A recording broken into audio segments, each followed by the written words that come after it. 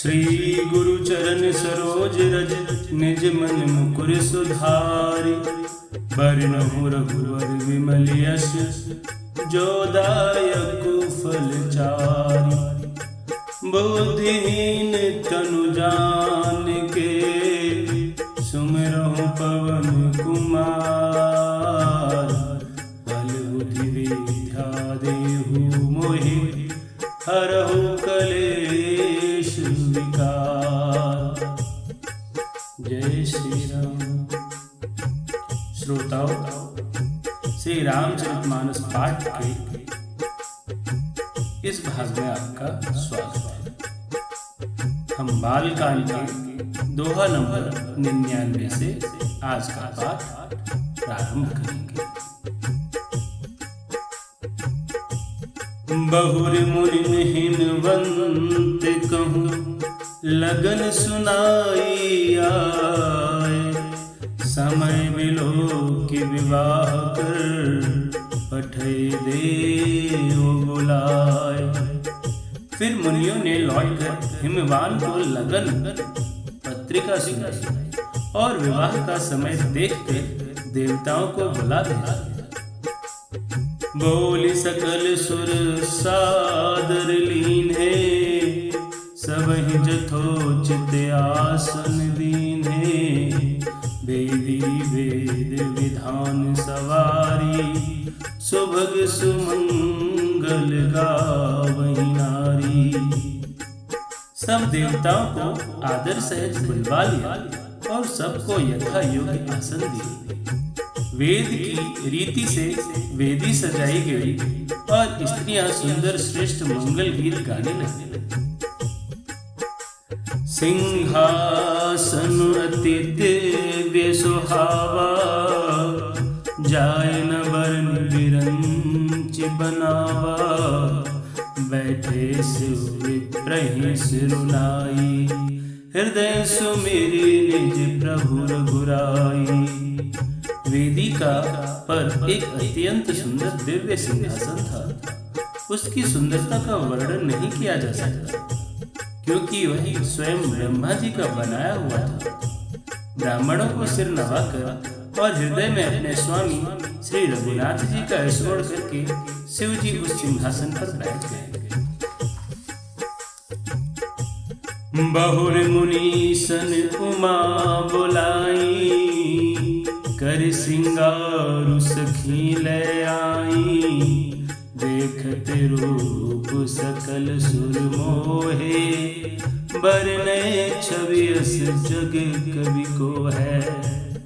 फिर मुनीश्वरों ने पार्वती जी को बुलाया। सखियां श्रृंगार करके उन्हें ले आई।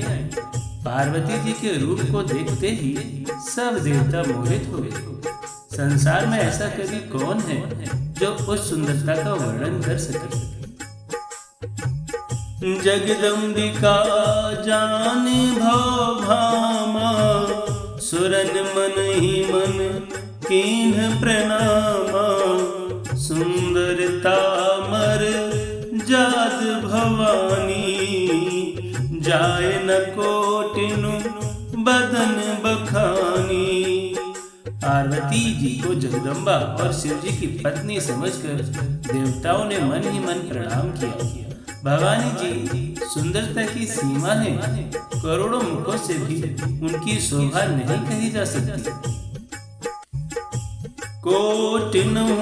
कोटिहु बदन नहीं बने बरनत जग जननी शोभा महा। सकुच ही कहत श्रुति शेष सारद मंदमति तुलसी कहाँ। छवि खानी मातु भवानी गवनी मध्य मंडप शिव जहाँ। अवलोक सकहि न सकुच पति पद कमल मनु मधु करु तहाँ। जगत जननी पार्वती जी की महान शोभा का वर्णन करोड़ों मुखों से भी करते नहीं बनता। वेद शेष जी और सरस्वती जी तक उसे कहते हुए सकुचा जाते हैं। तब मंद बुद्धि तुलसी किस गिनती में है। सुंदरता और शोभा की खान माता भवानी मंडप के बीच में है। जहाँ शिवजी थे वहां गई। वे संकोच के मारे पति शिवजी के चरण कमलों को देख नहीं सकी, परंतु उनका मन रूपी भवरात्र वहीं रसपान कर रहा था। मुनि अनुशासन गणपतहि पूजहु शंभु भवानी। को सुनि संशय करे जनि सुर अनादि जिय जान। मुनियों की आज्ञा से शिवजी और पार्वती जी ने गणेश जी का पूजन किया। मन में देवताओं को अनादि समझकर कोई इस बात को सुनकर शंका ना करे कि गणेश जी तो शिव पार्वती की संतान है, अभी विवाह से पूर्व ही वे कहां से आ गए। श्रोताओं, यहाँ पर भाव है कि देवता अनंत है, उनका जन्म और मृत्यु मानवों की तरह नहीं है। बारंबार शिवजी और पार्वती का विवाह होता है, बारंबार भगवान श्री राम जन्म लेते हैं, रावण का संहार होता है। ये सृष्टि बार बार काल चक्र में घूमती रहती है। इस अनुसार गणेश जी पहले भी हो चुके हैं, जिनकी इस समय श्री शिव जी और माता पार्वती जी पूजा कर रही है। जस विवाह कै विधि श्रुति गाई, महामुनिन सो सब करवाई। गह गिरीश कुश कन्या पानी, भवहि समर्पी जानी भवानी। पान ग्रहण जब कीन्ह महेशा, हियहर से तब सकल सुरेशा। वेद मंत्र मुनि बर उच्चरहि, जय जय जय शंकर सुर करहि। वेदों में विवाह की जैसी रीति कही गई है, महामुनियों ने वह सभी रीति करवाई। पर्वतराज हिमाचल ने हाथ में कुश लेकर तथा कन्या का हाथ पकड़कर उन्हें भवानी जानकर शिवजी को समर्पित किया। जब महेश्वर शिवजी ने पार्वती का पाणी ग्रहण किया, तब इंद्रादि सब देवता हृदय में बड़े ही हर्षित हुए। श्रेष्ठ मुनिगण वेद मंत्रों का उच्चारण करने लगे और देवगण शिवजी का जय जयकार करने लगे। बाजहि बाजन विविधि विधान, सुमन वृष्टि नभ भय विधि नाना। हरि गिरजा कर भयउ विवाहु, सकल भुवन भरि रहा उछाहु। अनेकों प्रकार के बाजे बजने लगे, आकाश से नाना प्रकार के फूलों की वर्षा हुई। शिव पार्वती का विवाह हो गया, सारे ब्रह्मांड में आनंद भर गया। दासी दास तुरग रथ नागा, धेनु बसन मणि वस्तु विभागा। अन्य कनक भा जन भर जाना, दायज दीन न जाय बखाना। दासी दास घोड़े रथ हाथी गाय वस्त्र और मणि आदि अनेक प्रकार की चीजें अन्न तथा सोने के बर्तन गाड़ियों में लगवाकर दहेज में दिए, जिनका वर्णन नहीं हो सकता। दायज दियो बहु भांति पुनि, कर जोर हिम भूधर कहो। कादेव पूरन काम शंकर, चरण पंकज गहिरयो। शिव कृपा सागर ससुर कर, संतोषो सब भांति कियो। पुनि गहे पद पाथोज मैना, प्रेम परिपूरन हियो। बहुत प्रकार का दहेज देकर फिर हाथ जोड़कर हिमाचल ने कहा, हे शंकर, आप पूर्ण काम हैं, मैं आपको क्या दे सकता हूँ। इतना कहकर वे शिव जी के चरण कमल पकड़कर रह गए। तब कृपा के सागर शिव जी ने अपने ससुर का सभी प्रकार से समाधान किया। फिर प्रेम से भरपूर्ण हृदय मैना जी शिव जी के चरण कमल पकड़े और कहा, नाथ उमा मम प्राण सम ग्रह किंकरी करे, क्षमेहु सकल अपराध अब होय प्रसन्न बरुदेहु। हे नाथ, यह उमा मुझे मेरे प्राणों के समान प्यारी है। आप इसे अपने घर की टहलनी बनाइएगा और इसके सब अपराधों को क्षमा करते रहिएगा। अब प्रसन्न होकर मुझे यही वर दीजिए। बहुविधि शंभु सासु समझाई, गवनी भवन चरण सिरुनाई। जननी उमा बोल तब लीन्ही, लय उच्छंग सुंदर सिख दीन्ही। करहु सदा शंकर पद पूजा, नारी धर्म पति देव न दूजा। वचन कहत भरे लोचन बारी, बहुर लाए उर लीनी कुमारी। हे पार्वती, तू सदा शिव जी के चरण कमलों की पूजा करना। नारियों का यही धर्म है। उनके लिए पति ही देवता है और कोई देवता नहीं है।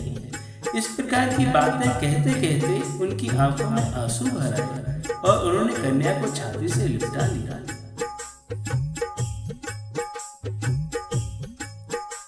कत विधि सजी नार जग माही, पराधीन सपने सुख नाही।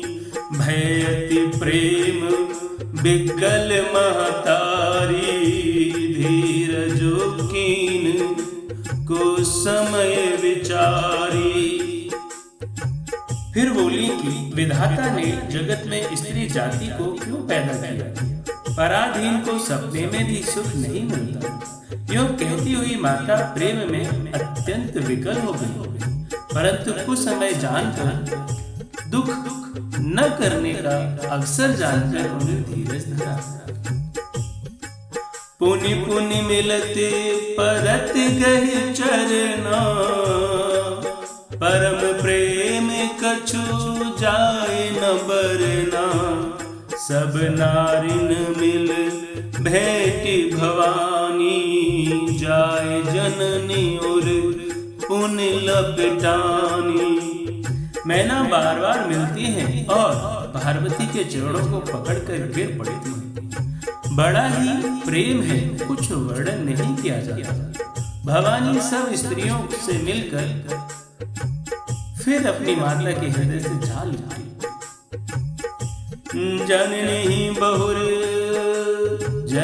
बहुर मिली चली उचित, हसी से सब काहू दई। फिर बिलोकति मातु तन, तब सखी लय से वो पह गई। जाचक सकल संतोष शंकरु, उमा सहित भवन चले। सब अमर हर से सुमन, बरस निशान नभ बाजे भले। पार्वती माता से फिर मिलकर चली। सब किसी ने उन्हें योग्य आशीर्वाद दिया। पार्वती जी फिर माता की ओर देखती जाती थी। तब सखियां उन्हें शिव जी के पास ले गई। महादेव जी सब याचकों को संतुष्ट कर पार्वती के साथ कैलाश पहुंचे। जब देवता प्रसन्न होकर फूलों की वर्षा करने लगे और आकाश में सुंदर नगाड़े बजने लगे।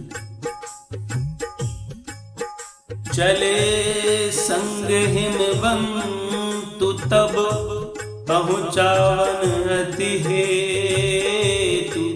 विविध भांति परितोष करि वेदा कीन ब्रश केतु।